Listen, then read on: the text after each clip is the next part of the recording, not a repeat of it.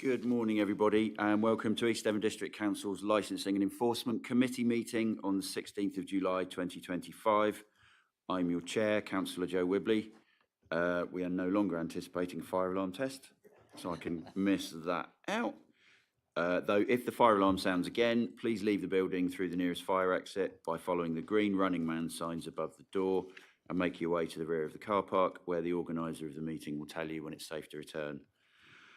Please make sure all phones are either muted or switched off. All councillors have been sent the agenda for today's meeting. We'll now start the meeting with a roll call of members present. When you hear your name, please unmute your microphone and confirm that you are present. And please also state at this point whether or not you have any declarations of interest in items on the agenda and the nature of that interest. Sarah. Thank you, Chair. Councillor Brian Bailey. Present, Sarah. No declarations. Thank you. Councillor Barlow. Present and no declarations I'm aware of. Thank you. Thank you. Councillor Bloxham. Thank you. Present and no declarations. Thank you. Councillor Davey. Present, no declarations. Thank you. Councillor Dumper. Present and no declarations. Thanks, Sarah. Thank you. Councillor Fernley. Present and no declarations. Thank you. Councillor Gazzard. Present, no declarations. Thank you. Councillor McCollum. Present, no declarations. Thank you. Councillor Nicholas. No. Councillor O'Leary. No. Councillor Rickson. Thank you. Councillor Westerman. Present, no declarations. And Councillor Wibley. Oh yeah, that's me, isn't it? Present and no declarations. Thank you. The meeting's quorate, Chair. Excellent. Okay, so just for the benefit of public speakers, we'll go through a little bit of housekeeping and then we'll have the public speaking, and with the agreement of the committee, we'll move forward the item on taxi fares, so you don't have to sit through the rest of it. Is the committee generally okay with that? Yeah, cool. So agenda item 1 is minutes of the previous meeting held on the 3rd of June 2025. Does anybody have any comment on the last set of meetings held on the 3rd of June? No.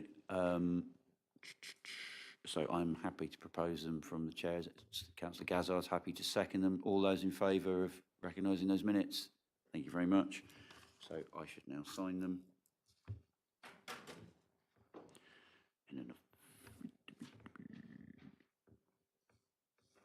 Okay, agenda item 2 is apologies.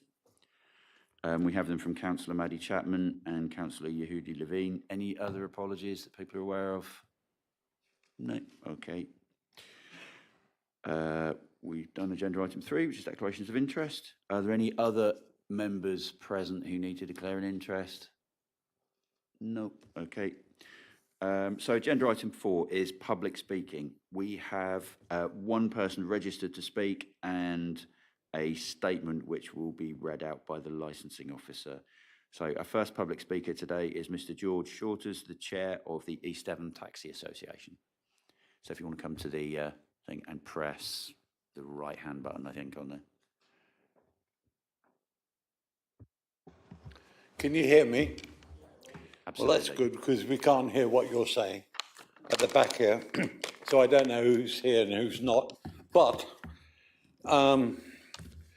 we're talking about a taxi fare increase, and you'll be well aware of the government figures for last month, which was 3.6%.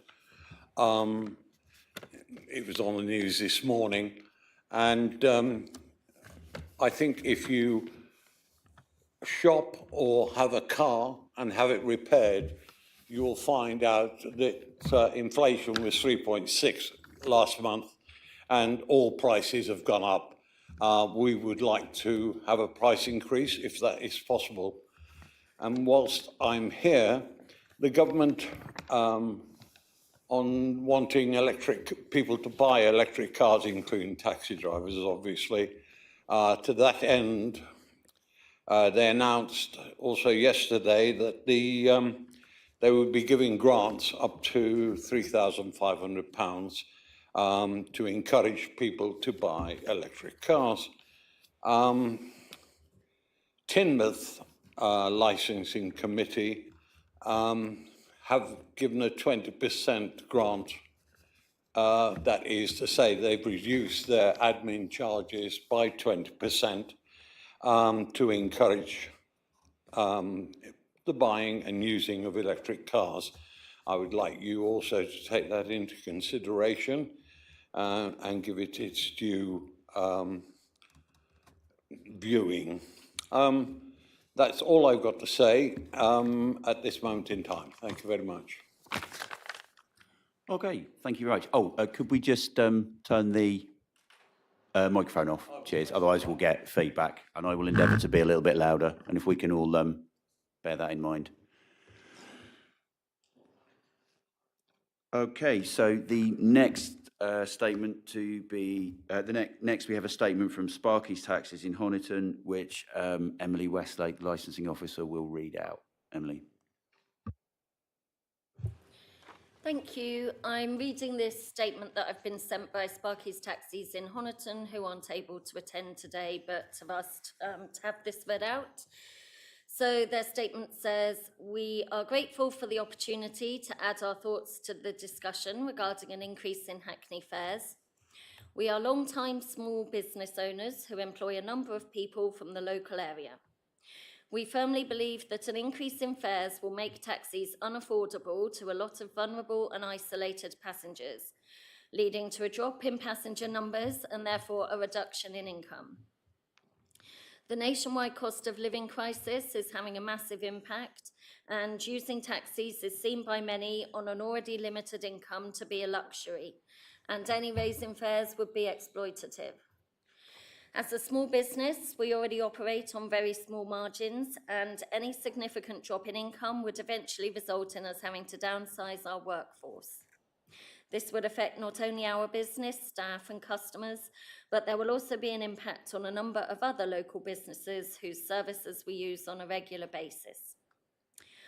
Honiton does not have the benefit of an influx of tourists every summer.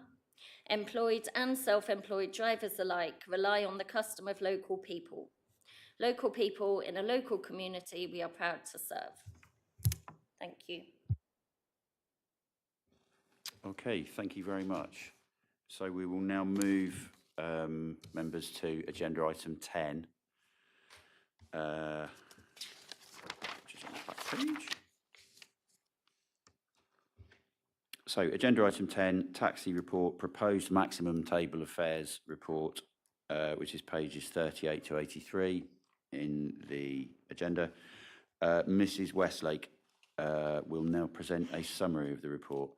And I think at this stage, given, I'd just like us to consider the amount of work that was put in when we were working towards the Guildford method, that has effectively been repeated and then some in the period between the last committee meeting and this.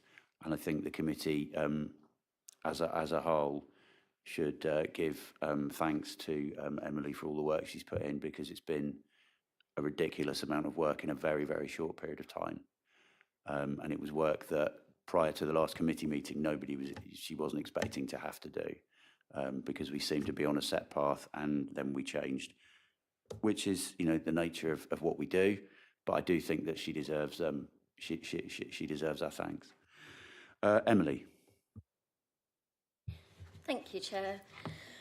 Okay, so I'll try to keep this as brief as I can, but there is quite a lot to explain. So, at a meeting on the 3rd of June, the Licensing and Enforcement Committee resolved to proceed no further at this time with the drafting of a Hackney carriage fare setting procedure, but instead to review the Hackney carriage table of maximum fares this year using existing methodology. So, the purpose of this report is to set out that methodology and ask the committee to determine whether a variation to the table of fares is appropriate. If it is considered appropriate, the committee is asked to determine which revised table of fares to agree, from the options set out at Appendix F of the report, and approved to move into statutory notice of the new table of fares. So what I've set out in this report is the methodology we have used previously when calculating fare tariff reviews. This includes considering various cost factors, including inflationary changes and increases and decreases in the main costs of running a Hackney vehicle. And in the past, and as I've done in this report, we've used those to determine a suitable percentage increase to the existing table. The existing table of fares can be viewed at Appendix A. We've also taken into account previously consultation and feedback from the East Devon taxi trade, and also some fare comparison between neighbouring and similar local authorities. The factors are set out in detail at sections 5 to 8 of the report, so I won't repeat all of that now, but just a few headlines. So inflation, as was mentioned earlier, when I produced the report, we were looking at 3.4% on the CPI index and 4% on the CPIH index. That's over the past year from May 24 to May 25. As was mentioned, I believe inflation is been announced this morning as at 3.6%. It's interesting to note, however, that the largest downward contribution to inflation came from the transport division, which was driven in part by a reduction in the price of fuel.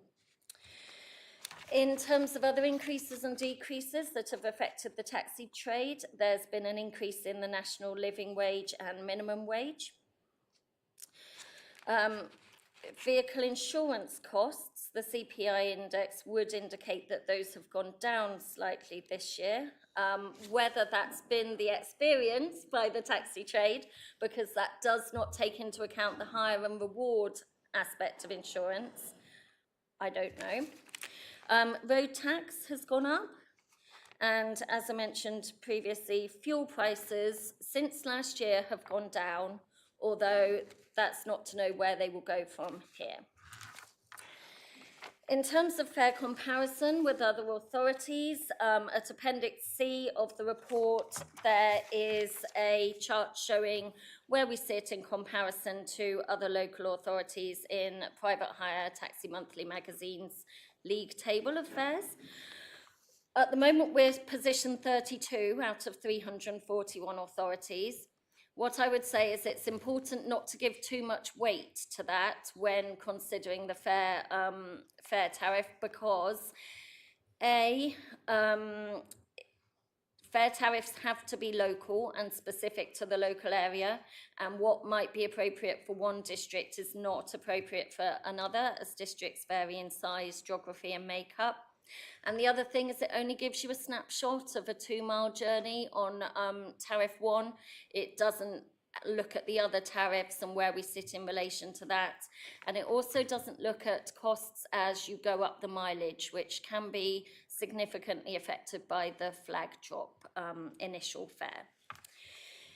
In terms of trade feedback, as the committee is aware, we did a survey earlier in the year asking the taxi trade for information on the costs of running a vehicle.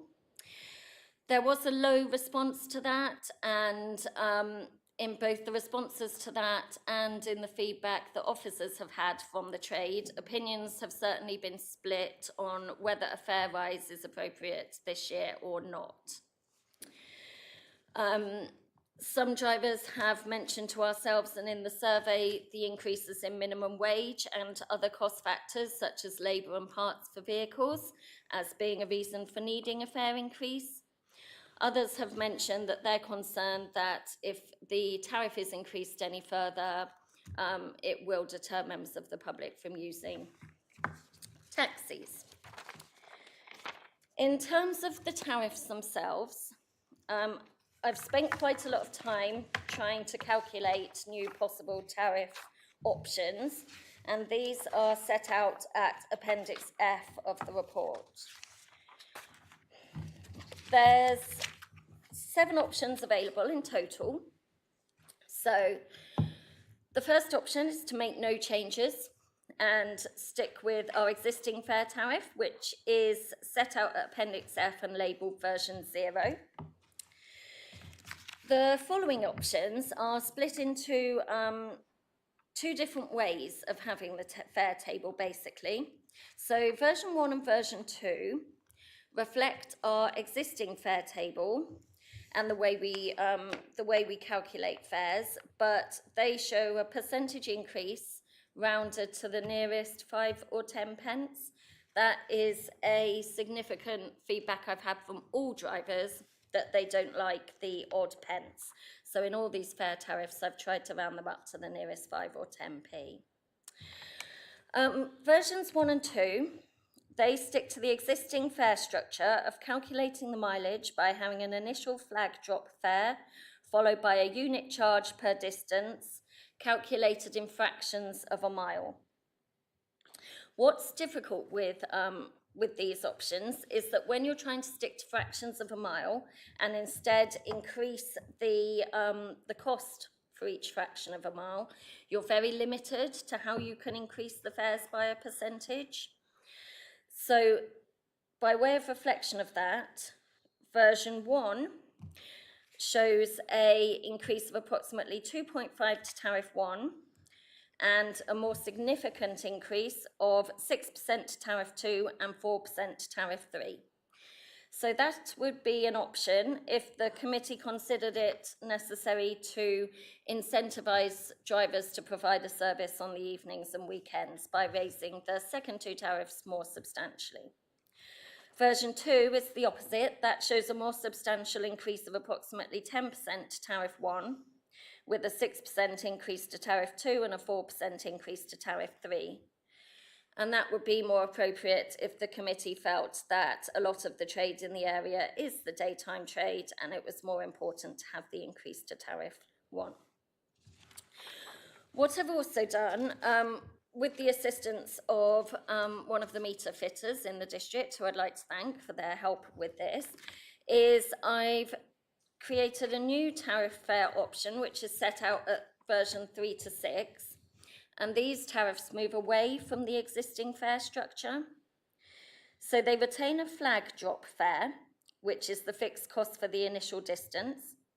But then instead of the flag drop fare being followed by a unit charge per distance, calculated in fractions of a mile, it is instead followed by a fixed unit charge of 35 pence for each tariff. The fares are then increased as you go up the tariffs by, instead of changing the cost per fraction of a mile, you change the distance travelled. So, for example, in version 3, following the flag drop, you would pay 35 pence to travel each 222 yards on tariff 1, 35 pence to travel each 183 yards on tariff 2, and 35 pence to travel 157 yards on tariff 3. The big advantage of doing it this way is that it would put us in a much better position for the future, because it gets rid of the individual pence that the drivers aren't keen on, and it lets you have that rounded figure to the 5 or 10 pence. But then, because you're no longer working with fractions of a mile and you're not limited by that, and you're purely working with yardage, it's very much easier to affect a percentage increase or decrease at any time going forward. So if the committee were minded to look at the versions 3 to 6, version 3 is showing an increase of approximately 2%, version 4, 3%, version 5, 4%, and version 6, 5%. I've stuck to 5% as the maximum fare increase at this time due to the figures set out in Appendix B and the inflationary rates and decrease in fuel at the moment. So the committee are asked to consider the versions listed in Appendix F, and if they're minded to approve one of those, to agree to moving to public notice of the new fare tariff. The process for setting revised Hackney carriage fares is set out in the Local Government Miscellaneous Provisions Act of 1976 and must be undertaken before the revised table of fares can come into effect. That involves publishing a notice in a local newspaper and also at our council offices.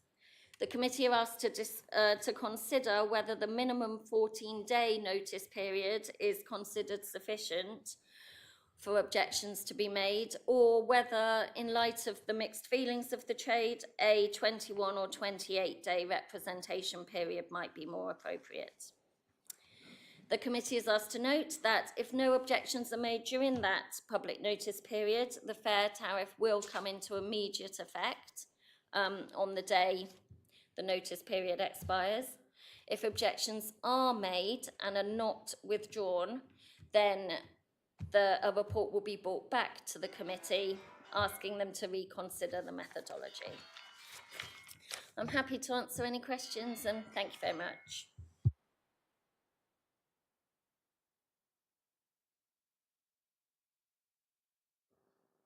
Sorry about that. So first of all, do we have any questions from the committee for the licensing officer? Councillor Barlow. Thank you, Chair. Just want to confirm, should we not change the rates? I presume we don't have to go out to any sort of consultation. Thank you. Okay, do we have any further questions for the licensing officer? Councillor Bailey and then Councillor Davey. Brian. Thank you, Joe. Thank you, Emily, for your report. I would be keen personally to have version 3. The reason for that, it's a small increase if it was to work, and as you say, it's easy to variation on it. And looking at the fare structure as it stands at the moment, we're 32 on the list, which is quite a high position on that list. I didn't realise we were that high. And the taxi fares, in my opinion, are fair and reasonable. I think if we keep going up and up, we'll be doing the trade a disservice, because the more you put the price up, the less usage of taxis will become. And there is a position that they may be in a position in a year or two of cutting their own throat due to the fact they become more expensive and people can't afford to use them. So we're representing the public, and we're trying to do our best for the trade. So we've got to try and settle on a happy medium somehow. Thank you, Chair. Have you got a question for the licensing officer? Oh no, that was me just waffling. Right, okay. Sorry. Okay, that's fine. Well, that's fine. It's just you've moved on to the bit next, so we know what you think before we get there. Ollie, Councillor Davey. Yeah, I just wanted to check with Emily. You said that you'd had consultation with a meter setter, so presumably the yardage method is practical to calibrate the meters for. I did have another question that's completely gone out of my head, but it might come back in a minute. So. Okay, well, I'll ask a question on that as well. So it's perfectly fine for the meter readers to do it. It makes it easier for future rises to be implemented and keep whole numbers of, sort of round numbers of pence rather than the odd pence. Is it any more difficult for the taxi drivers in any way that you can see? It's still the same process for them, isn't it, I think? Yes, I don't believe it would be any different for the taxi drivers. I'd like to hope it will make it better for them in that they won't need to keep bags of pennies, and it will be rounded off to the nearest figures.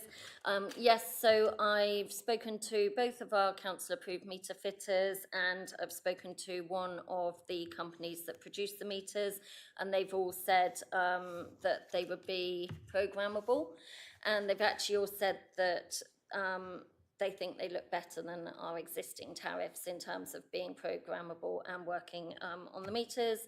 I've actually got a quote from one of the meter fitters who said that I've always found working in yards and rounded figures to be by far the best method. If this is adopted, then future calculations will be far quicker and easier simply by dropping the yardage a few percentage each time. Thank you. Cool. Yeah. Councillor Rexton, Marianne. Just referring to Councillor Bailey's comment about supply and demand, could I just ask whether the number of taxi drivers in the district is steady, or whether we have lost taxi firms as a result of fare increases? I think we'd have heard this in the update, but because we've done things the other way around. So yeah, it's a good question. I would say it's relatively steady. We have had a decrease recently. We have had some drivers move away from the trade. I have, however, got quite a few new drivers in the pipeline whose licences haven't been granted yet because they're still in the application process. Yes, currently 20 outstanding applications for new taxi and private hire drivers and 7 for private hire operators. And actually, the table is showing a small increase in the numbers of licenses currently in operation, although I am aware I've had a few people give up recently. Thanks. Cool, thank you very much. So Councillor, we'll go along the line that way. So Councillor Dumper, Tim. Yeah, thanks, Joe. Yes, I just wanted to ask Emily, and again, thank you for that report. It's been a brilliant amount of work, as our chair has said. Under the old type of setting, version 2, you mentioned the increase of approximately 10% on daytime journeys. I just wondered whether, and perhaps why, you didn't do a version that was nearer to 4 or 5% on tariff 1. You've done the low one at 2.5%, version 1, and then you've gone up to 10%. Was there a reason for that gap, if you like? Yes, there was most definitely a reason for that gap, and the reason is that the maths made it basically impossible to do anything different using the existing way of calculating it in fractions of a mile. These really, I tried, but these really were the only 2 options I could come up with using the existing method of calculating the fare tariffs. The reason I included them is in case the committee did want to consider an increase that was substantially different to one tariff or the other, but they were very much limited by the maths, and I would say that going forward, that would still be the case if we were to stick to the existing way of designing the fare tariff. Thank you. Understood. Okay, Councillor Fernley, Paula. Thanks, Chair. Just a small question, really. This is totally new to me.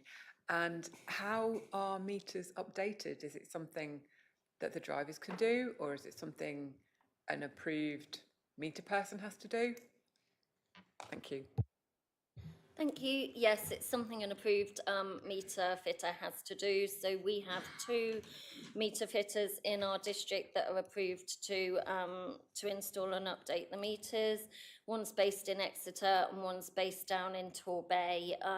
There is a small charge made by them for updating the meters, and also to factor in drivers' time and cost to drive down there is sometimes mentioned to me by the trade. Thanks. So what would the small charge be, do you know? I think it's approximately £30, but someone at the back might be able to correct me.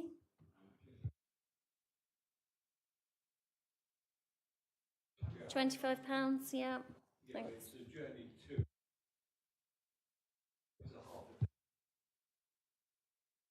Yeah, the journey there and the time out is probably more significant than the charge of actually having the meter recalibrated. Thanks. Thank you. Okay, Councillor Davey, have you remembered your question? I have, thank you.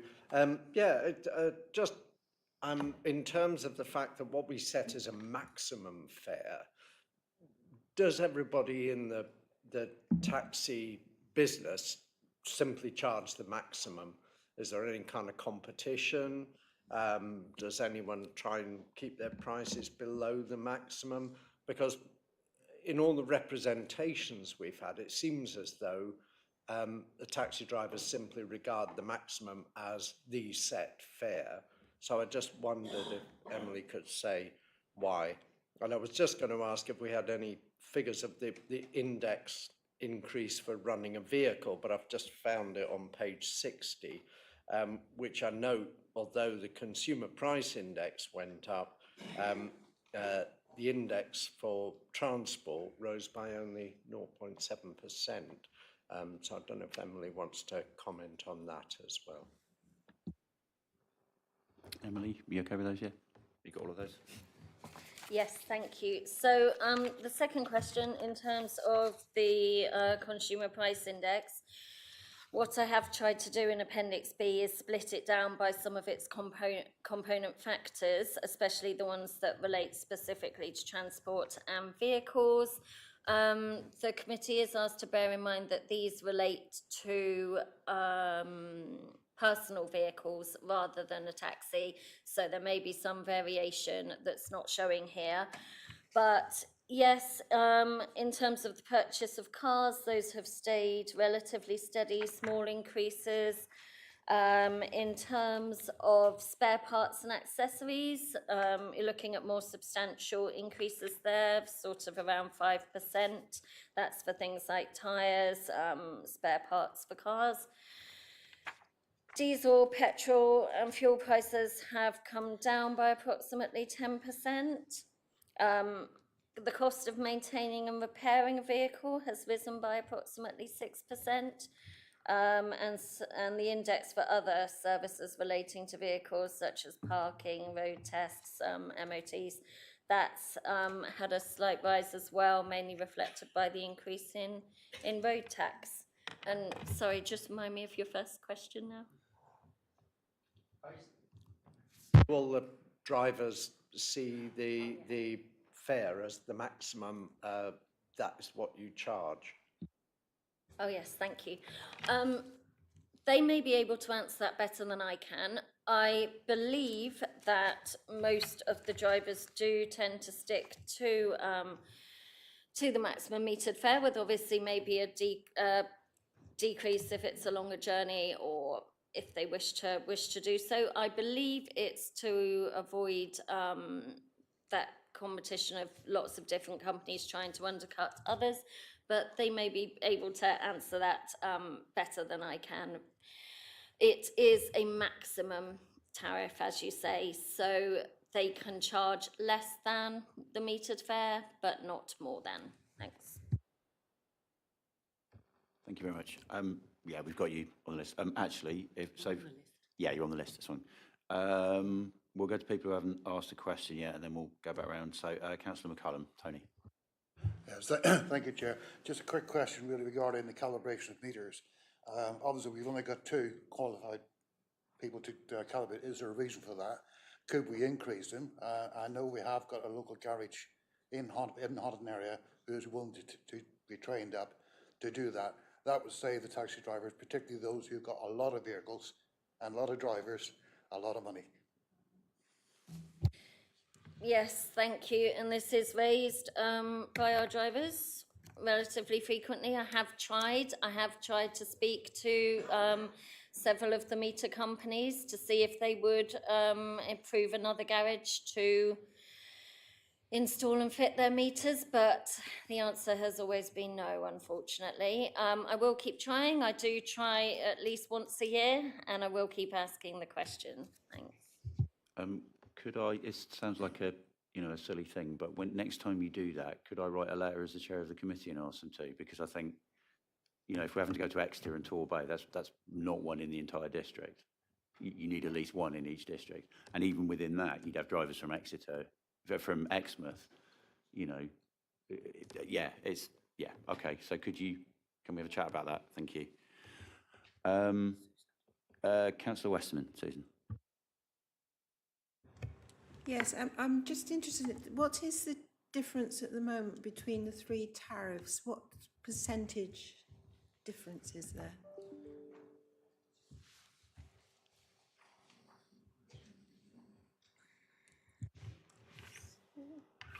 That's a good question. Thank you. I don't know, and I can't work that out off the top of my head because of the difference in tariff 2 being per 1/10 of a mile rather than 1/7 of a mile.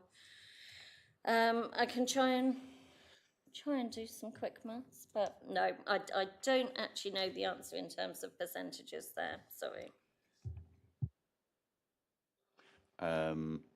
Councillor, we're back on repeat questioners now, so we'll go to Councillor Barlow. Ian.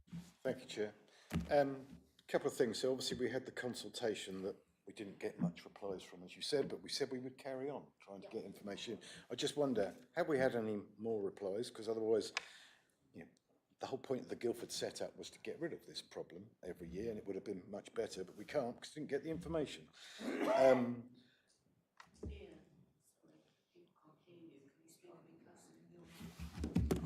That's a first. So that's the first one about the Guildford setup and the drivers not replying.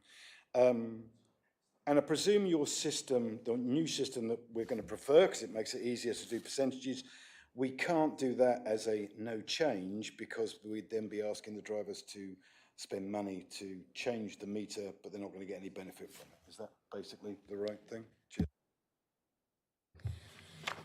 Yes, that's correct. That's why I've given version 3, which is sort of the lowest sort of effectable fare increase, but that doesn't give too significant a change, but would move over to the new way of calculating it. In terms of your other question, which again has gone out of my head. Oh, in terms of the consultation, yeah.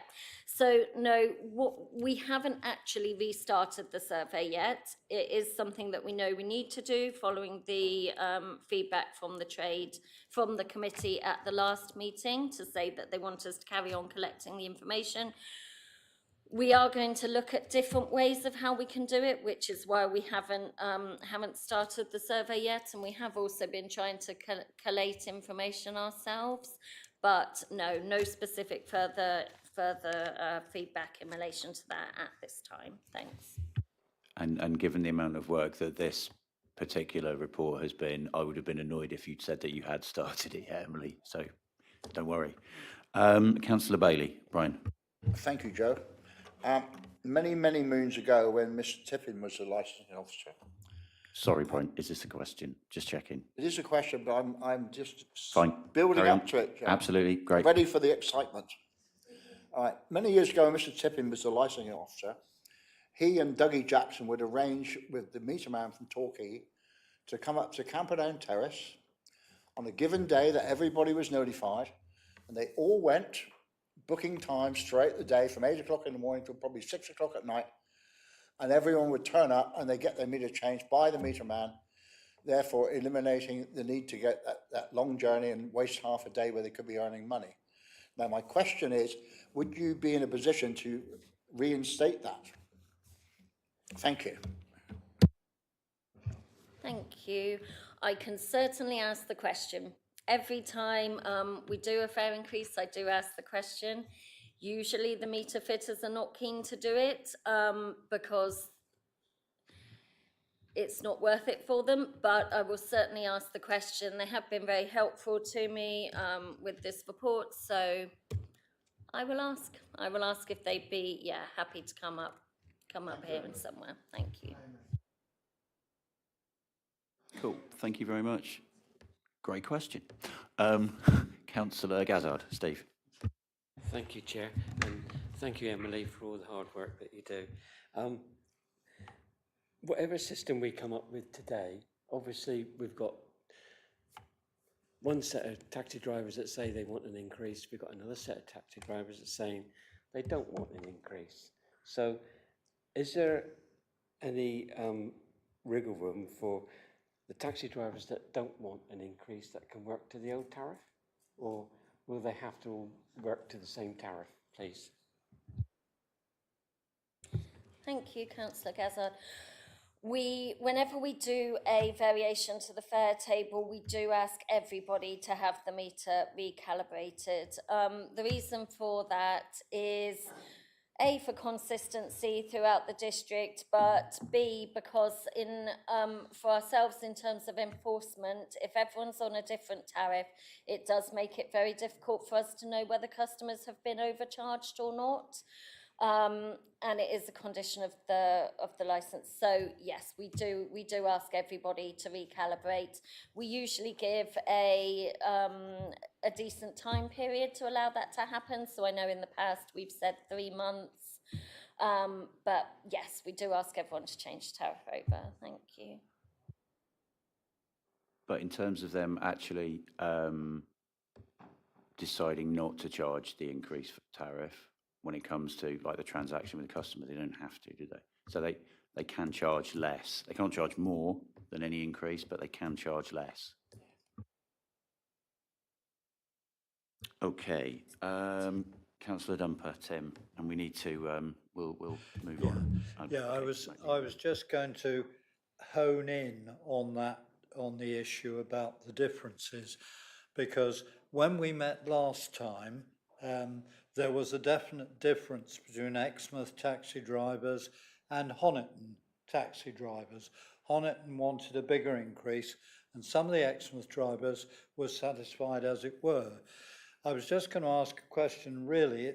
It's directed to George here, because George, you spoke this morning and you said we need an increase at the moment. So it sounds to me as if since our last meeting, opinions in Exmouth may have changed. Could you elaborate on that at all?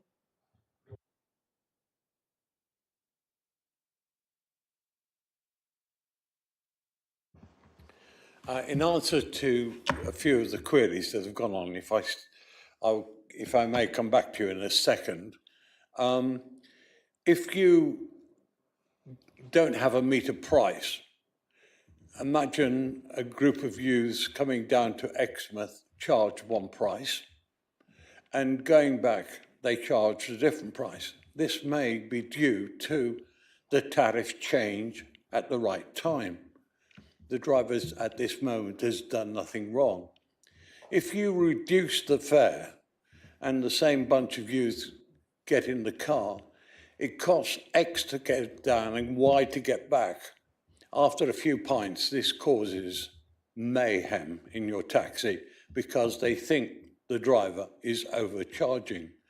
The reason we want to stabilise the fares, I'm not saying there aren't special offers of pensioners or people you know or long-term people that you've transported, but in order not to create aggro in the car, and bearing in mind the driver is by himself at some address in Exmouth or outside, and he doesn't want to be slandered, he doesn't want to be punched, he doesn't want to be kicked. So that is why we need to stabilise the fares, and so it's everybody knows exactly they're singing off the same hymn sheet. Getting back to your question about increasing costs, my taxi 2 vehicles back, which is still being driven, in fact it's being driven by Gary here, was a Skoda. I disappeared up to London and bought it for £8,300. I would never, ever get a deal of that nature again. It wasn't a special offer. It was what cars, second-hand cars cost. Okay, it has to be stipulated that it's not over a certain age. You can't buy that car anymore. If Gary was to sell it now, he would get at least £13,000 for it. So there's a huge increase in that. As for the meter men will not come to Exmouth anymore. They're doing very nicely where they are. We've asked them in the past, Emily's asked them, and I've asked them in the past, they won't come up here. So when we have a meter change, not only have we got to pay for the meter change, but we've also got to run the car and lose half a day's work, or sometimes even longer. Any other questions you would like to ask me while I'm at the podium? Thank you very much. That's great. Can I Oh, okay, sorry, yeah, we do have one. We do have one. Just, George, you didn't answer my question about the change between our last meeting and now, which seems to indicate that Exmouth taxi drivers didn't at that time want an increase. Now, you said you did need an increase. We are a varied bunch of drivers, and as such, we have people who are satisfied depending on their personal circumstances. Some are single guys, they don't really need the increase. Some are married with children, want to pay for the mortgage, they want an increase.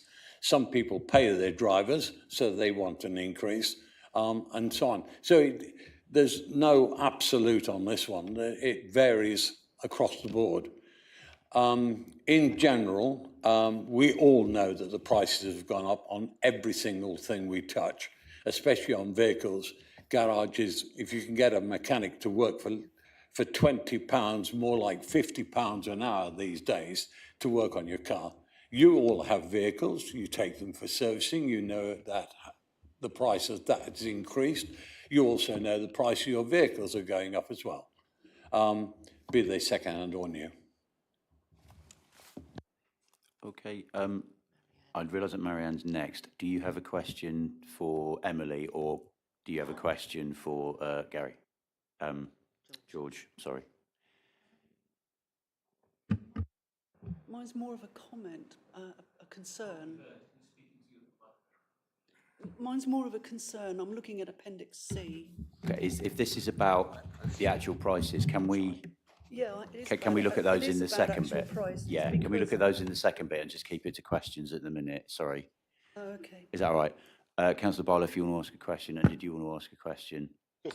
Just very quickly to George then, the consultation that we did you fill in the consultation, and why did your members not fill in the consultation? In one sentence, they don't trust everybody. They do not want to give over their figures. They don't trust the fact that they won't be used for anything else, although Emily assures us that they won't be. But having said that, I read in the paper that only 6 people replied to this, but one of those 6 people had 35, 40 cars. Okay, and I would have thought you'd have taken note of the fact that that now is increasing the percentages. The other 5 of those, I don't know how many cars they had between them, but it could be more than one, obviously. So the figures are going up. The average one-man band, he becomes a taxi driver because he's a lone wolf, invariably, and they don't like their information bandied around. No disrespect to Emily, who has worked her socks off on this one. I know that for a fact. But it is what it is. But there were AJ's taxi company. They've got 30, 40 cars. You could work off a percentage on that one as well. Okay, thank you. I mean, if you ever hear of drivers who feel that way, can you just reassure them? Because if their data is used in any way that it shouldn't, we're breaking the law, and we wouldn't do that. So if you hear that again, can you try and reassure them on our behalf? But I take your point about the percentages. That's really useful. Brian, do you have a question for George? And then we really must move on to the Question for next George, one. yes, please. George, you may have heard me earlier say I'm concerned about the taxi rate fares going up in general because the amount of money that the taxis are going to earn on a small increase is not significant. But to the customer who you mentioned earlier, who's financially struggling, it's going to make a very big difference. So my concern is that you could, as a group, be, how can I put this politely? You could be pricing yourself out of the market. And what is your thoughts on that, please? My thoughts on the matter. It is, we want to earn a good living from taxi driving.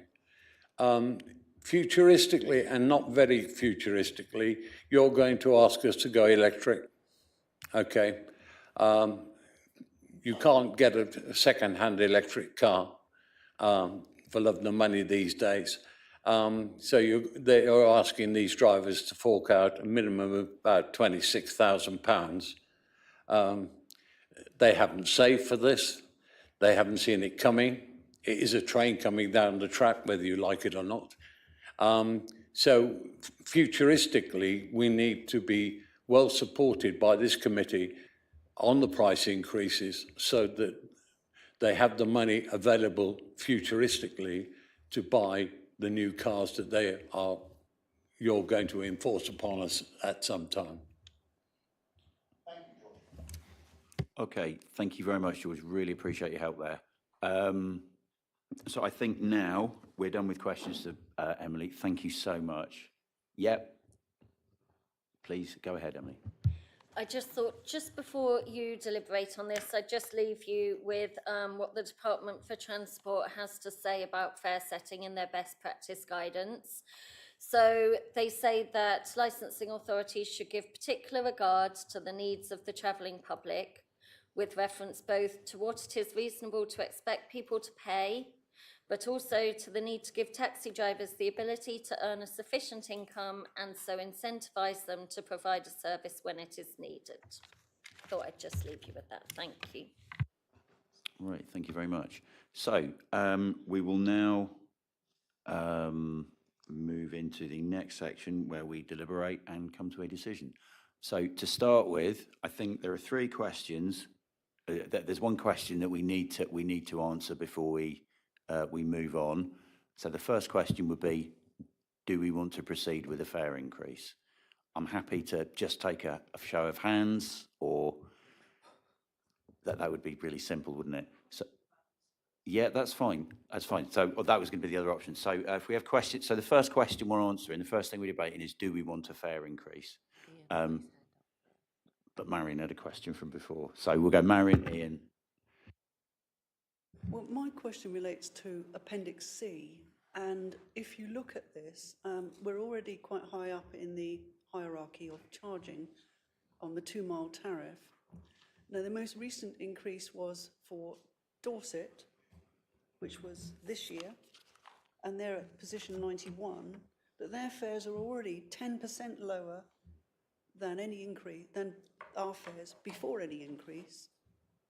And if you look at Somerset, which is also a rural county, and I call us rural in this area, they're at £7.60, and that is 13% lower. This was also set last year. So I'm just wondering about the disparity that this is going to give if we increase it too much, and whether again, supply and demand, if we increase it too much, we're going to kill off the golden goose, shall we say. And of course, in terms of that, we need to remember that we did increase fares last year by 10%. Was it 10%, Giles? Roughly, was it 10% last year? Okay. So we need to remember that as well. Ian, Councillor Barlow. Yeah, I agree with Marianne. I think that where we moved last year, we did a big increase because we were a bit behind, but we went well ahead then. There hasn't been that much of an increase in the cost of running a car, especially with the fuel going down, and we are substantially above Dorset. It's 13% above Dorset at the present time, and they increased theirs this year. And Dorset must be more similar to East Devon than like Torbay, etc. I also think that we should just, I know we can't change it. I understand what Emily is trying to do with making life easier for percentage changes in the future. We can't get there. We still want the consultation replies. We want to go to the Guildford setup. We've tried to go out to the taxi drivers to help themselves, to help us, help them. They're not interested. So again, I would send a message and just say, we're not having a rise. Please fill in the form and make your life more interesting or more easier in the future. Thank you. Councillor Bailey.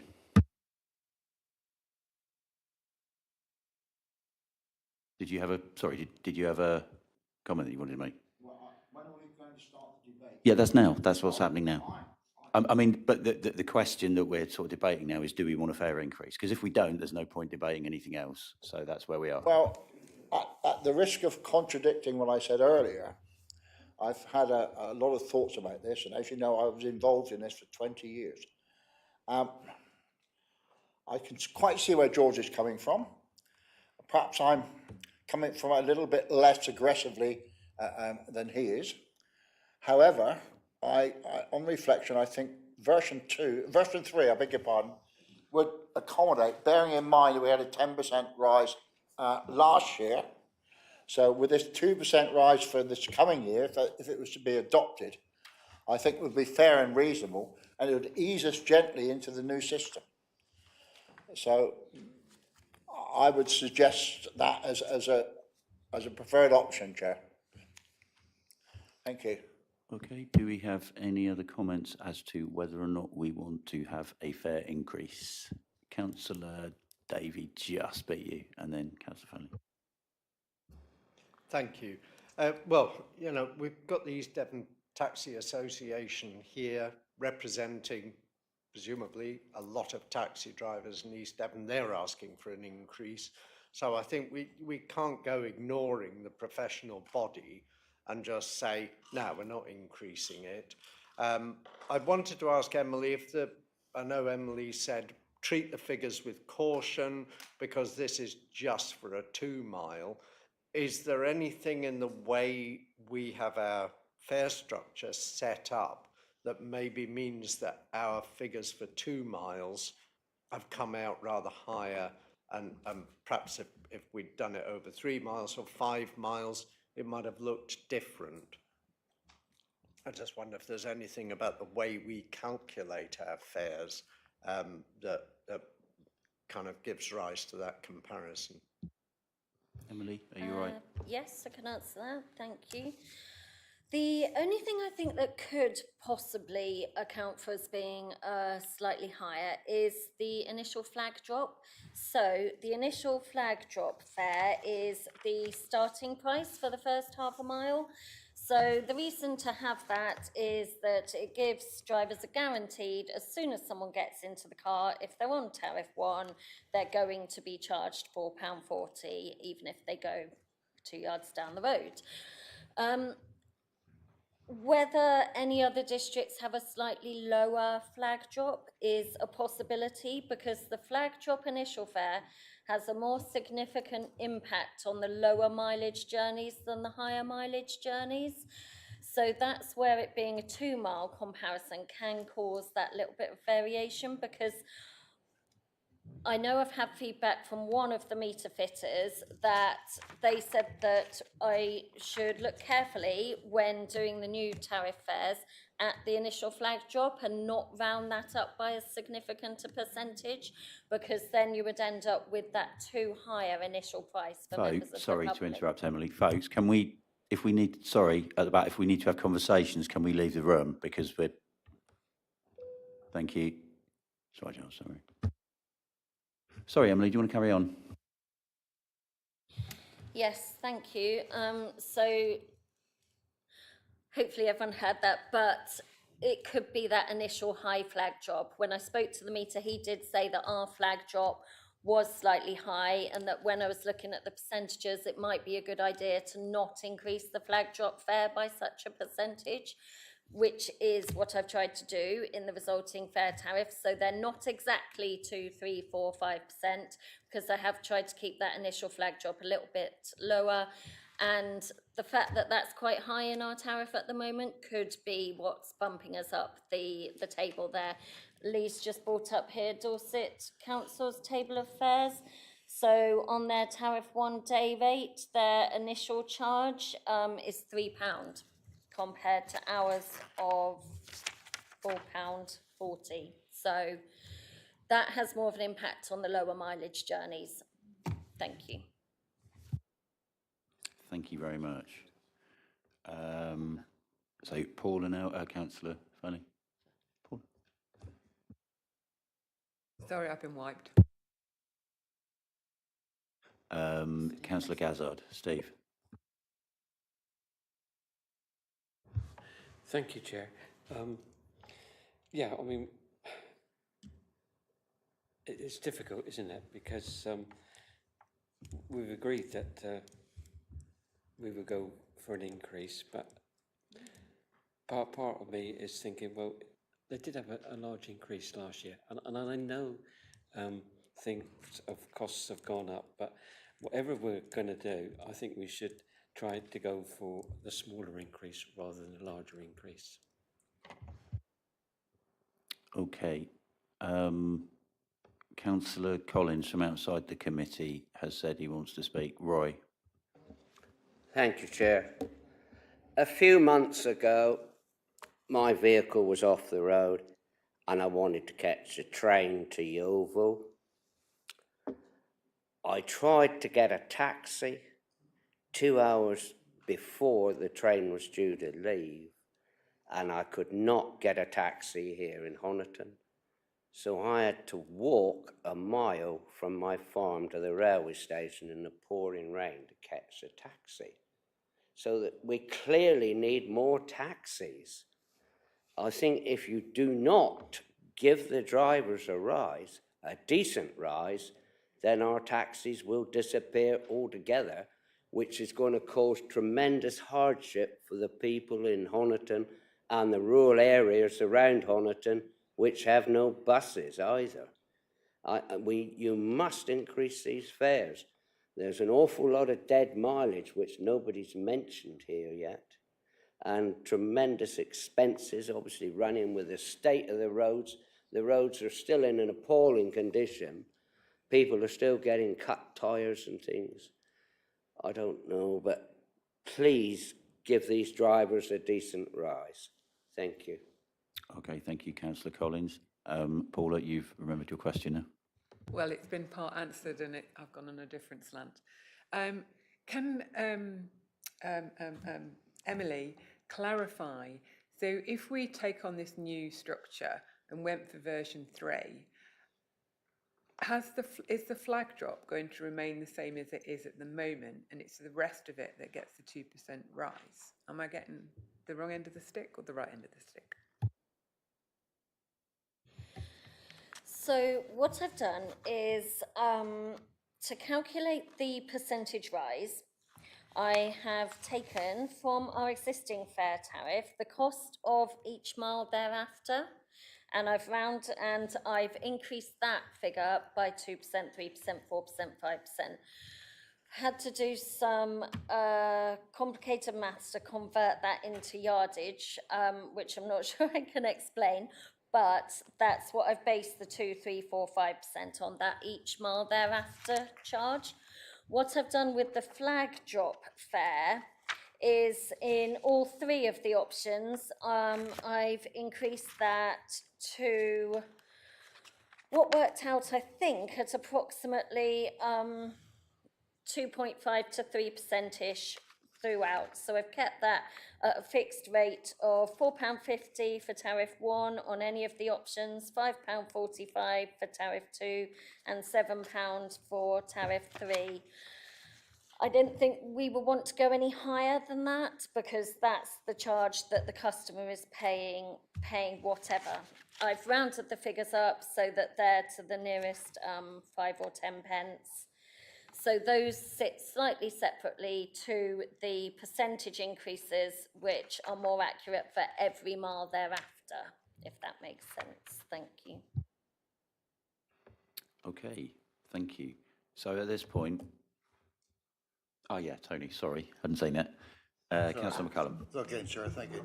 Just a comment really. I mean, obviously I wasn't on this committee this time last year, but if the taxi service got a 10% increase last year, there must have been a very good reason for it. They must be way behind you know, and the 10% was to bring them up somewhere close to where they should be. And to not give them a rise this year puts them back on that slippery slope where they're actually going downwards rather than forwards. Everyone knows the prices have increased, everything's increased, and I think they should have some sort of increase just to try and maintain their position. Thank you very much. And I think, yeah, to put that 10% rise last year into some context, things have slowed down in terms of inflation and everything this year, but that was the first increase after everything had gone up during the, the inflationary period that we had due to certain actions which occurred nationally. Okay, so I think basically we just need to have a show of hands. Do we want a price increase? I don't think there's any way of avoiding this. Have you put your hand up too early, Brian, or is this a question?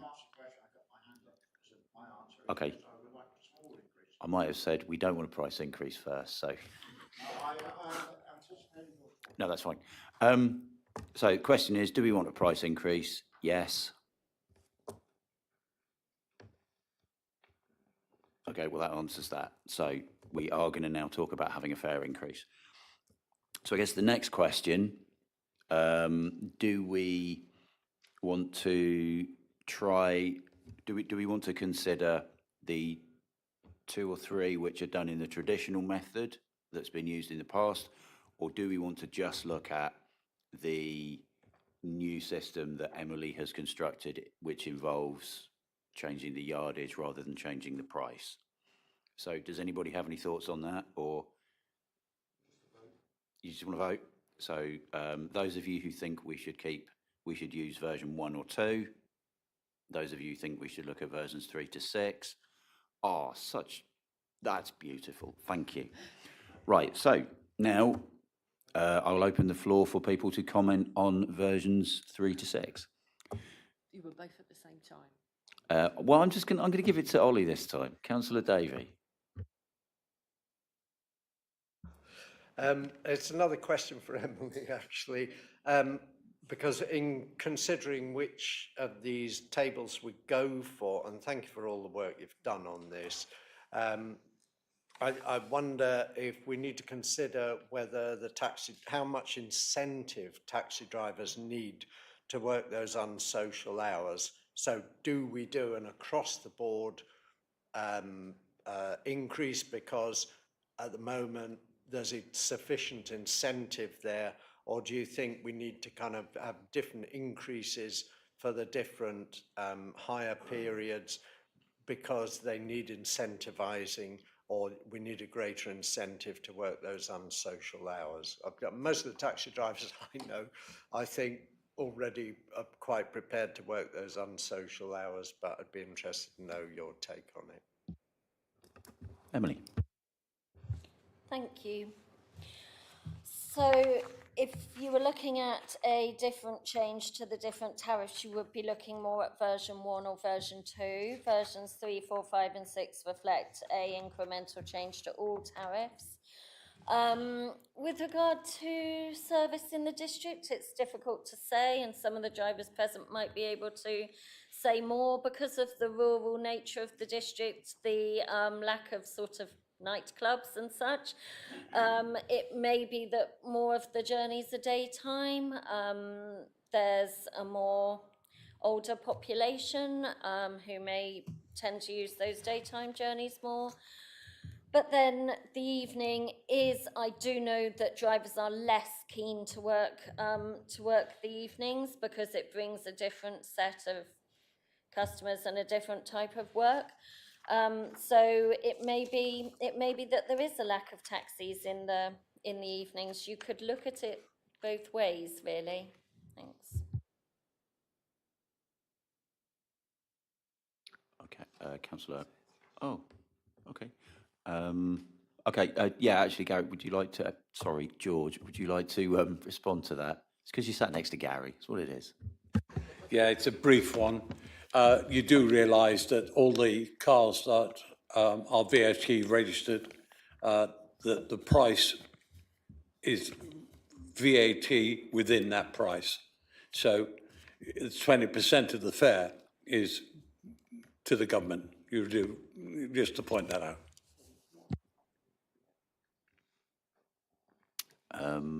Okay, councillor Bailey. Brian. Thank you, Chair.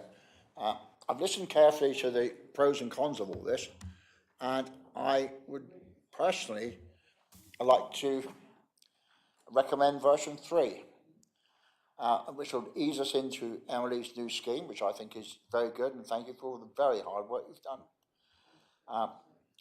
The reason I suggest that is because we had a 10% last year, which is a very large increase. And to avoid large increases in the future, I think if we were to adopt version 3, then we could go along and we get a small increase every couple of years. And that would be beneficial to the public, who we've got to consider here, as well as considering your taxi drivers. And the way inflation's going, that would determine how much they get. So I would like to propose version 3, Chair. So version 3, which has a fare structure with a percentage increase of all tariffs to approximately 2%. One thing I would say at this point is that when we decided, because of the lack of data, not to go with the, not to proceed at this point with the Guildford method, the consensus around the table was, well, we need to go with an inflation-sized increase. Now, inflation is between 3 and 4% at the moment. So I just think we need to bear that in mind if we're being consistent. But that's my thoughts. Is that on cars, Chair? Say again? Is that on transport, Chair? No, the percentage rise, I thought it was slightly less. Oh, no, so the percentage increase for the transport thing was less, wasn't it? Was it 0.7? But then that's for your average Joe driving a car, rather than a taxi driver who has all the additional costs that come with being a taxi driver. Tim, councillor Dumper, sorry, I didn't see that. And then,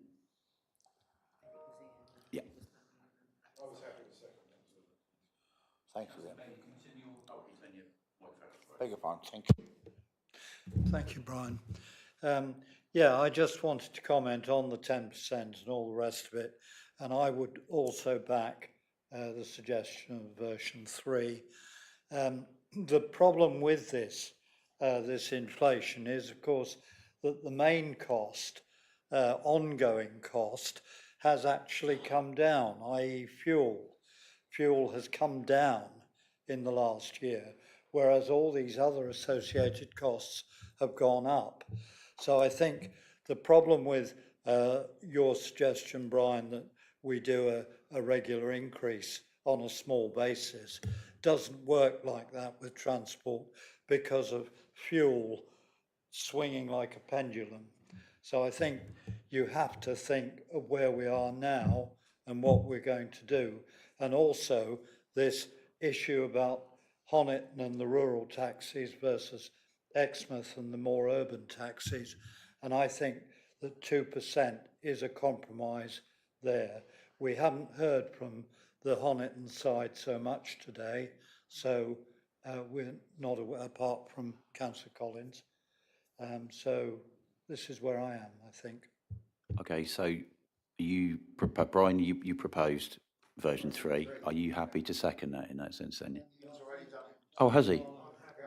Oh, we weren't aware of that. He unilaterally seconded it. That's cool, thank you.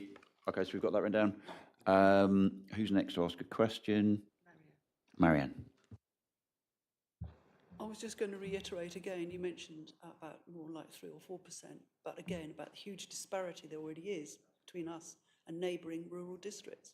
And I think we need to get some balance here. So I would also go for version 3. Okay, Ollie, Councillor Davey. I think we're focusing a little bit too much on the cost of running a vehicle. I did raise that issue earlier, but the cost of living is just that. The taxi drivers need to live. So we're also talking about giving them a small increase to offset the fact that they've got to live. They've got to buy food the same as the rest of us. They've got to run a vehicle. They've got to pay their mortgage. So we need to consider that we're not just focusing on the cost of running a taxi, but actually how much do the taxi drivers need to make in order to make a living from it? Thank you, councillor Davey. And I think people who question why they can't get a taxi sometimes, you know, it needs to be an attractive profession rather than something which just about pays the bills. So I think that's a valid point. Do we have any further comments? I mean, we do have a proposer, Councillor McCullum. Tony? Yes, thank you, Chair. It is a difficult one. Taxis firms need to survive, and as we keep hearing, the wages are going up. They got BAT to pay, which obviously the one-man bands don't have to do, and they got a lot of vehicles to maintain. Personally, I would have gone for version 4 to give them a decent increase to try and cover the VAT. We don't know what's coming in the line from the government when VAT come August or whatever. But if we don't support them, then they have a bigger call for taxis because taxi firms won't be there. Okay, do we have any further questions or comments? I mean, we do have a proposition and a seconder for that. Councillor Davey again? I'll just say on version 3, is it, the 2% increase that we're going for, the cost of a 2-mile journey increases by 1 penny, I think, from my calculations. So I take Marianne's point that we are expensive in relation to other districts, but it doesn't actually increase it by that much in terms of the longer journeys. I think actually but in terms of the flagged, was it that you call it the flag drop fare? That does increase by 10 pence as well, doesn't it? Between where we are and on version 3. Yes, it does. It's all so if you look at, for example, at our existing fare tariff, if you look at a 2-mile journey, you're looking at £8.69. If you look at version 3, you're looking at £8.70. Those figures are slightly misleading in that it all depends on where in the journey the meter ticks over. So on the existing fare tariff, it hasn't ticked over again by the time you get to that 2 miles, whereas on the new one, or the other way around, sorry, it's all to do with where it ticks over as you're going along. So while the fare may be specific for 2 miles, it could be that you've driven another 100 yards and it's ticked over to that more significant fare. That's another reason why I've tried to go with the 35 pence fixed cost per yardage, because that does mean that it's ticking over quite regularly, so you're not getting that risk of stopping the vehicle just before it's ticked over. I don't know if that makes any sense as to why you're seeing some of those figures. For example, the 1 mile fare is actually showing as slightly lower on version 3 than on the existing tariff, even though there's been an increase in the flag drop and an increase in the percentage of the mileage thereafter. It's all to do with where the meter ticks over. That's why I've done the flag drop. Part of the reason why I have increased the flag drop to that £4.50 even on versions 3 and 4, which are the lower percentage, because otherwise you do get that what appears to be a drop for the 1 mile fare. In reality, it all depends if you're stopped bang on the 1 mile, slightly after or slightly before. Thanks. Okay, thank you for that, Emily. Right, I think we should go to the vote to see if we, so we're voting on accepting version 3, proposed by Brian, seconded by Ian. All those in favour? All those against? And any abstentions? Okay, thank you very much. So yeah, we've gone with a 2% increase. Okay, we're now going to talk about all the other boring stuff that we talk about. You're free to stay if you want. You're free to leave, obviously, if you want. Chair. Oh, sorry. Oh, we've got the Just consultation thing now, haven't we? Yeah, yeah. Yeah. So just before we move on, if you're approving a new fare tariff table, what we'll have to do next is move out to public notice of that. We'll place the adverts in the newspapers with the new fare tariff, and we'll publicise it on our website and at our council offices. Please could you just confirm how long you wish the consultation to be for? The minimum notice period specified in the regulations is 14 days, but you could go higher if you wanted to. Thank you. Given that this is happening a long time after the time that it would normally happen in the course of the year, I propose that we have a 14-day consultation. Does anybody strongly disagree with that? Second? Happy to second that, Chair. Thank you. So all those in favour of going ahead with a 14-day consultation? Okay, thank you. Okay, is that okay, Emily? Yeah, brilliant. So we've now finished that item. Okay, cool. Should we just have a few minutes? Yeah, and we'll come back in 5 minutes, just for past.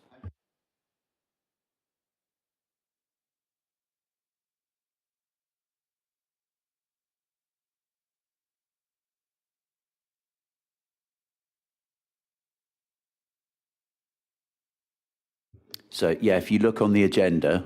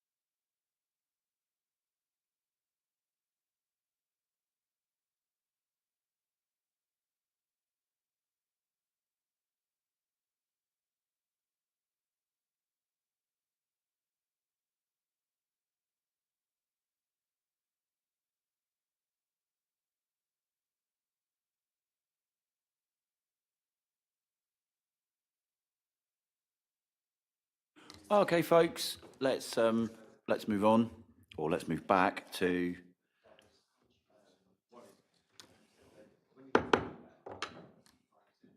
order. Let's move Sorry, back can to you take your conversation outside, sorry. please? Because we're trying to get on with the meeting. Thank you very much. Sorry. Agenda item 5, matters of urgency. There are no matters of urgency. And agenda item 6, confidential items. Again, there are none. So agenda item 7 is the committee update for the Licensing Act, the Gambling Act, and the Taxes and General Licensing update. Mr. Staples will now present it. Lee, thank you. Thank you, Chair. I'll keep this very brief. You have the report in front of you. Just a couple of points very much just to highlight. Really busy time for the team in terms of Licensing Act applications, which I think just reflects what a good place East Devon is to hold kind of small events, really. So we are under the pump at this time of year. It's the same every year, effectively, like this. And you have a proposal later on for an amendment to the Licensing Act policy. Just a couple of other points. The Gambling Act, we updated our policy, but we only did a very limited review of that because we were waiting for updated guidance to local authorities from the Gambling Commission. The position is we're still waiting on that, so no real sort of move forward in that respect. It's likely to take longer than we originally anticipated with the change of government over the last year, so a bit of a change of position there. Just one more note on the street trading consents side of things. Very much business as usual. We have undertaken a review of the policy there that we're looking to bring back to you at a later date with that. But that would be a sort of reasonably substantive review of that policy. So that would be a request to go to full public consultation at that point. But other than that, you have the report. I'm very happy to take any questions that are generated from that report. Thank you very much, Lee. Does anybody have any questions? Councillor Barlow. More of a statement. Just wanted to say thank you very much, and it's a pleasure to come to this committee. I don't give compliments very often, but when you come and you see, I go back and look at the last year's ones at the same time, the amount of increase in the applications we've got, and you don't hear people moaning that they can't cope, etc. I would just like to compliment the officers for well done for it, and of course the way it's chaired, I'm sure. It's really nothing. You're fine. All that praise deserves to go to the officer team, definitely. Any more questions? I can never remember. We just need to note this, don't we? Yeah, happy to note that. Cool. So, and thank you, Lee. Agenda item 8, the Licensing Act 2003, the Statement of Licensing Policy, Summary, Review and Request to move to a consultation. Lee, Mr. Staples will now present a summary of the report.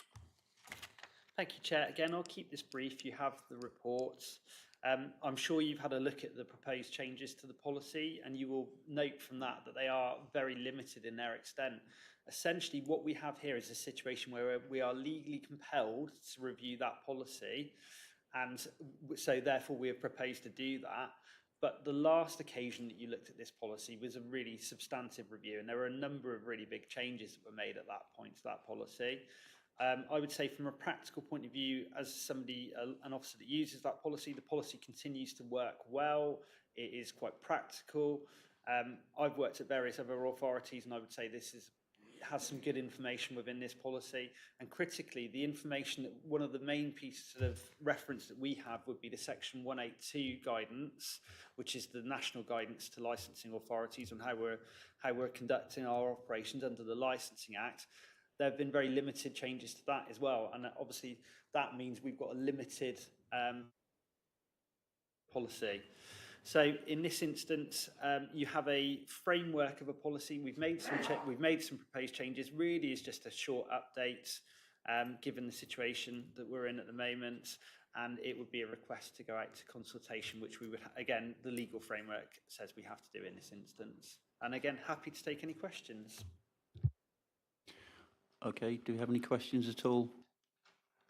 I mean, this is something we'll need to vote on, but I'm happy to propose from the chair that we accept this recommendation and proceed with this. Councillor Dumpers happy to second. All those in favour? Thank you very much. And I imagine that if things aren't working within a policy, you'll point those out to us in between major reviews, won't you? So that's good.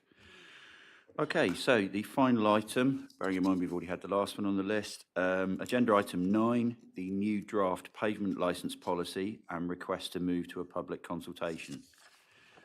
Again, Mr. Staples will present it. Lee, please. Thank you. Thank you, Chair. You'll be aware that pavement licensing was previously dealt with by upper tier authorities.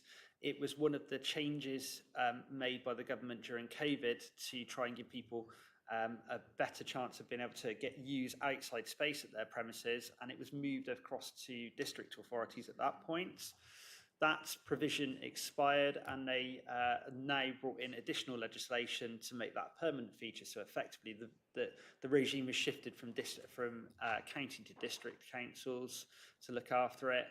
As part of that, they've produced some national guidance, which is pretty good, pretty substantive guidance. But there's still some points of local interpretation which you need to provide clarity on. What we've done here is we've worked as a group of other Devon licensing authorities to produce a draft policy with the intention that this is something that is adopted in each Devon authority and in Cornwall, with minimal personalisation in each local authority area. So essentially, this is a number of authorities have worked on this, and the intention is to roll this policy out. To give that further information that we feel that applicants for pavement licences need when they're making those applications, and setting out how we would like them to do things for pavement licensing. So the proposal here would be to move out to a public consultation if you're happy with the policy, and to come back to the committee if there's any comments basically received during the consultation period for consideration. Happy to take any questions.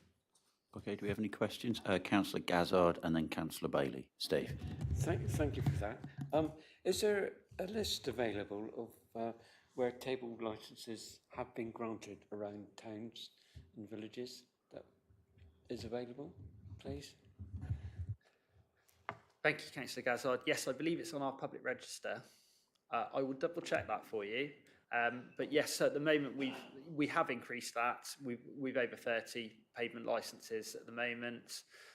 Pretty much all the pavement licences that were previously issued by Devon County have come across to us now because they expired, and we've also had a decent level of interest in new pavement licences, particularly in the Exmouth area. And be happy to move the report, Chair. Okay, thank you. That's noted. Councillor Bailey. Thank you very much. Lee, I appreciate all the hard work you do, and I appreciate we need pavement licensing, but in particular in the Strand and Exmouth, there seems to be an awful lot of them. And they seem, I'm not mentioning any names, there's some companies who stick to the designated areas, but there's quite a few that don't. And would it be possible to police them on a regular basis, especially through the summer? Because I'm thinking one particular area of the Strand where it's very difficult to walk through. In fact, it's nearly impossible, especially if the sun's shining. And they're, how can I put it politely, they're taking advantage of your good nature. You give them a good reason, I think it's as cheap as chips, to £100 for a pavement license, what a bargain. And then they still have got to push the envelope. And I think, I'm not asking you to crack down on them, but all I'm asking you to do is police them a bit more regularly and just remind them of where they should be and where they shouldn't be. Thank you very much.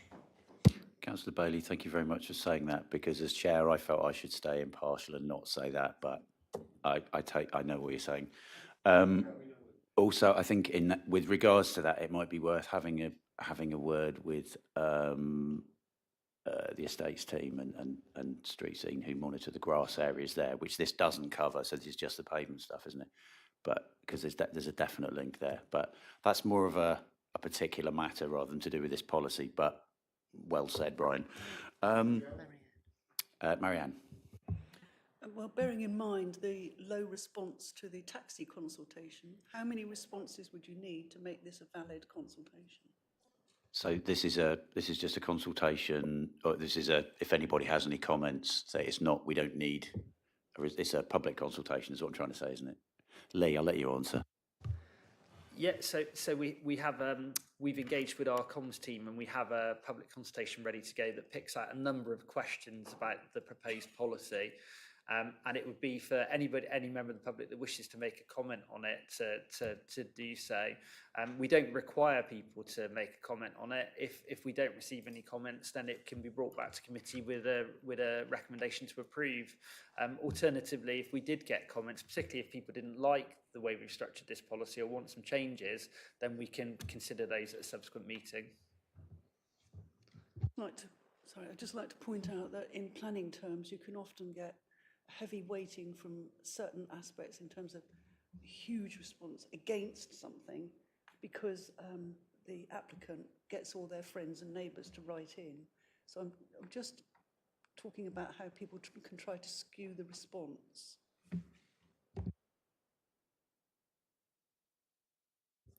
Okay, thank you. Councillor Bloxham was next. Just to say, And I'm then happy to Councillor Barlow. second Councillor Gazzard. Okay, thank you. Councillor Barlow, Ian. Just when we do the consultation, I just wonder if town councils, parish councils, towns especially, Sidmouth experts, the rest of it, that know the problem on the floor, I just wonder if we send a special invitation for them to fill out the consultation, because again, perhaps we should weight that again. I'm not against the public, but again, just it's a more serious comment. So I think we can certainly let parish councils know that there is a consultation. I think the other thing is that we all just need to be aware when a pavement licence comes in, because that's the consultation that'll actually matter. So when an individual pavement licence is applied for, and then you have the opportunity to comment on those individual things, that's the really important one. I mean, the policy is important, but knowing what's going on the ground is the really important bit when it comes to that, isn't it, I think? So we do have a proposer and a seconder for moving. Oh, Ollie, Councillor Davey. I just wondered if Lee could send us all a link to the register that you mentioned. Presumably we could look that up and then find out how much area various businesses are supposed to take up. And would it be helpful if we think they're exceeding that, if we sent you a photograph of that, would that make your life easier rather than you kind of doing on-spec inspections?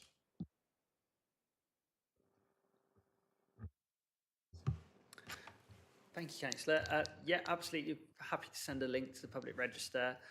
As it stands at the moment, I don't believe that the approved plans that are associated with this are on the public register. It would just be the details of the pavement licence, as far as I'm aware. If there was any particular premises you wanted to raise our awareness of or whatever, we would be happy to share the plans with yourselves in that instance so that you could look at it. Likewise, we would always be happy to go and look at a premises. You know, Councillor Bailey's mentioned some premises on the Strand. We're very happy to do that. We've got a presence regularly over in Exmouth as well as over this side of the district, so we can do both. Cheers for that. And also, you will also find, as a town ward member, that you will, if you search your emails for the consultation for that, the plans are generally on the consultations, even if they're not on the register. Okay, so we have a proposer and a seconder for moving forward with that. All those in favour? Excellent. Thank you very much, folks. See you all soon.